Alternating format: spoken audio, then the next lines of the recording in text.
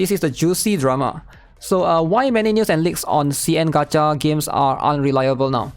On July 18th and 19th, a large number of videos about Snowbreak being attacked by SBI and SJW overseas appeared on the CN video website Bilibili, and the number of views on these videos reached hundreds of thousands. Ooh. So can you guys see? It started with the attack on Snowbreak. Now, I'm not sure what SBI is. Is it Sweet Baby Ink? Or is it something that I have no idea of? I know SJW means Social Justice Warrior, right? But I don't know if that refers to this particular one. I don't think Sweet Baby Ink is involved at all.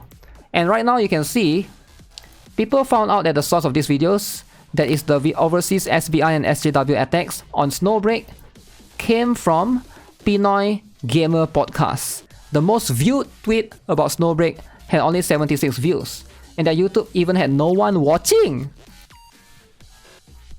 Now, is this true? Let me see. Snowbreak Containment Zone. Yeah, you can see this is a lot of views right there, right? So is this actually from YouTube? Let me have a look. SBI and Snowbreak. What does Sweet Baby Ink even know what Snowbreak is? That's the thing. I don't think the SBI means that. I think it could mean something else, which is why I'm kind of curious as well, right? So you can see right here. Let me look it up. Pinoy. Any Pinoy in the chat? Gamer Podcast. Are they on YouTube? Pinoy Gamer Podcast. I can't find it. Snowbreak. Alright. Oh, it is. So you can see right here. Right? So you can see this one is 1 month ago, 62 views. This one is 23 views. So I assume somebody repost this and post it on... Yeah, the thumbnail is exactly the same, right? Very, very interesting. So in September, the videos finally stopped being unwatched. So how did the creators on Bilibili know that Snowbreak was attacked by SBI or SJW overseas? As long as the information gap is slightly exploited, many people will be fooled. This is the same as IGN's use of malicious mistranslation to attack the producer of Black Myth Wukong. Similarly, Chinese people are misled because they do not understand the overseas internet environment, and the foreigners will also be misled because they do not understand the CN internet environment. Why are there so many news and leaks about the CN gacha games unreliable? Why the news and leaks about CN gacha games become unreliable? Because there's now a group of people on the CN internet who attack other game players to gain a sense of superiority and enjoy it. Okay? I think it makes sense, right? Probably like trying to push political agenda or something like that. It's happening in the West, it's happening in China, it's happening in Korea, it's happening everywhere. There's always like, in the West, the woke people are trying to wokeify, wokeify is a word, I think, wokeify a lot of the games, right? So I think it's just a different agenda in CN and KR entirely. They fabricated a lot of rumors to attack Girls Frontline, Azure Lane, Wuthering Wave, etc. So these CN players, this group of superiority gamers, have been going around fabricating rumors, creating rumors out of thin air to attack Azure Lane, to attack Girls Frontline, and attack Wuthering Wave. The gathering place of this group of people was Blue Archive CN server before, and now it is Snowbreak CN server. So these people have been gathered in one place. Blue Archive and Snowbreak. They are gathered there as a gang, alright? But are they still in Blue Archive? They say now it's in Snowbreak. Since the source of fun for these people is to attack other players and use the game as a weapon, they will in turn require that there should be no problems when the game itself to prevent them from being caught by the victim and fighting back. So their requirements for the game itself will become higher and higher, and finally, they will completely collapse when the game cannot satisfy them. A typical example is this one. On April 1st, Blue Archive announced a collaboration with Mahjong So. Okay, that's true. Blue Archive, there's a collab with Mahjong So. The collab was specifically to Mahjong So. There's no collab in Blue Archive specifically. It was in Mahjong So's game because it's a Yostar IP, and both are pretty much Yostar IP. So these people thought that the appearance of Blue Archive characters in Mahjong Soul was a cuckolding. Cuckolding. NTR. So they immediately attacked Blue Archive by sending the truck protest. I remember that. Yeah, the truck protest stuff. And demanded the cancellation of the joint event. Was it on my channel? Let's see. Blue Archive truck protest. Huh, I can't find it anymore. Project KV drama, okay.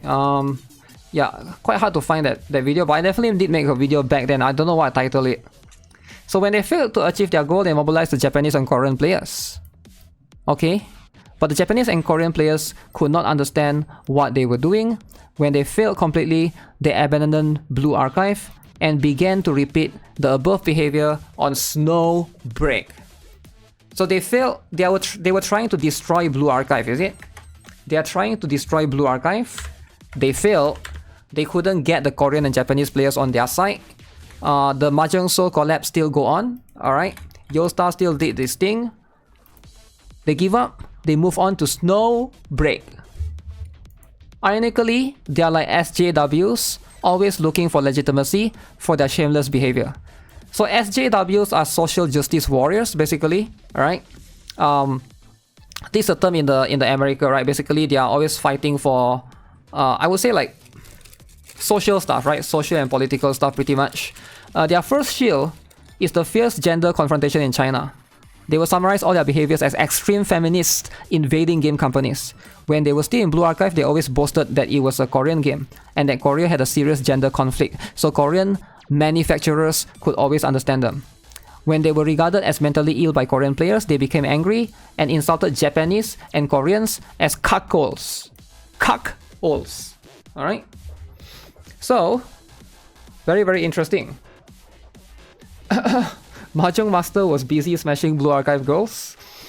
The most ironic thing is that a considerable number of them are minors. Wait, what? So these people that attack Blue Archive players are kids. They are minors.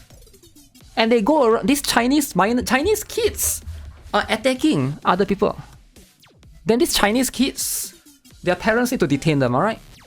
But to be fair, I've seen some Chinese kids that both parents are working like... In China, the working culture is insane. The parents don't see the kids until like late at night. That's why the government have that system, that the kids can only play the game like 1 hour per day or something. Or was it like shift all the way to weekend, right? For the like... all the games, you have to log in using your ID system. Because it's like the culture there is just way different, right? They are not even as old as the characters in Blue Archive. Really? They are not even as old as the characters in Blue Archive, not even 15 years old. Huh. Very interesting. Chinese kids don't have a curfew. They do have curfew.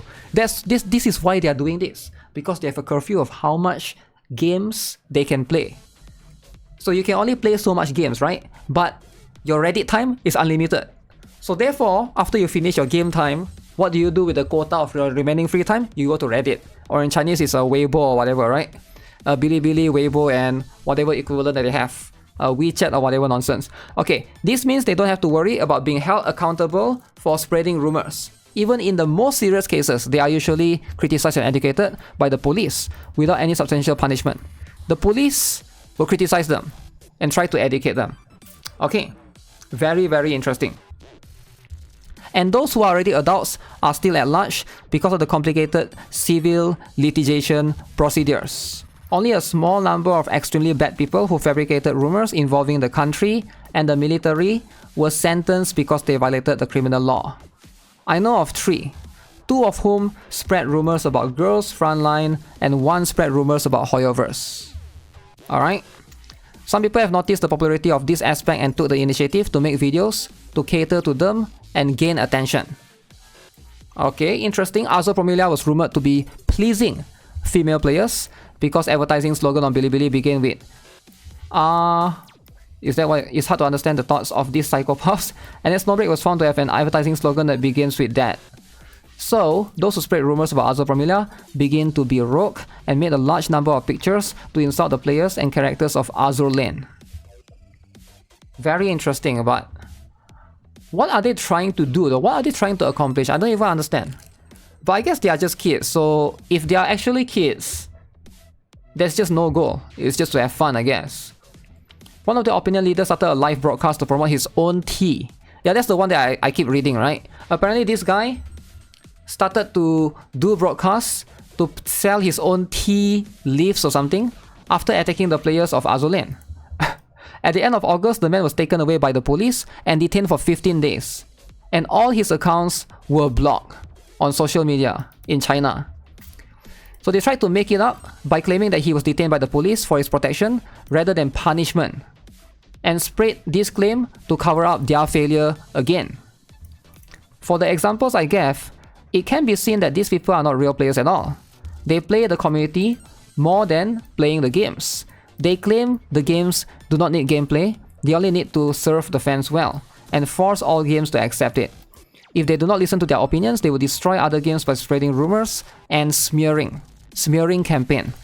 Just last month, they reported a bunch of games other than Snowbreak to censor female characters just because these games did not want to be their weapons to attack others. Therefore, these people are called the Spicy Boy Inc. So these are the people that reported Snowbreak. These are the people that caused Snowbreak costume FOMO to be removed. So now we know.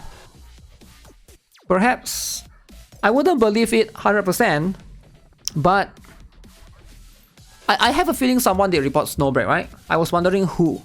People are always accusing like other companies are the one doing it. Like other companies are trying to bring down Snowbreak.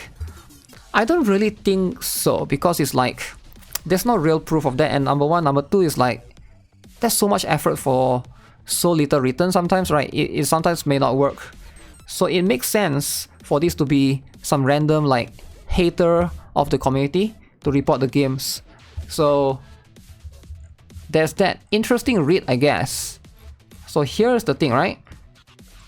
Basically trolls, SJWs listen to us. Chinese Master Love community, Spicy Boy Inc. is basically a group of conspiracy theorists, just like those wokeism. Those guys are very easy to piss off. For example, Hakuryu from Azulane, she's always holding a katana, and those guys think that they are anti-art by that katana. Anti-art by that katana. Because she's always holding a katana. Very interesting.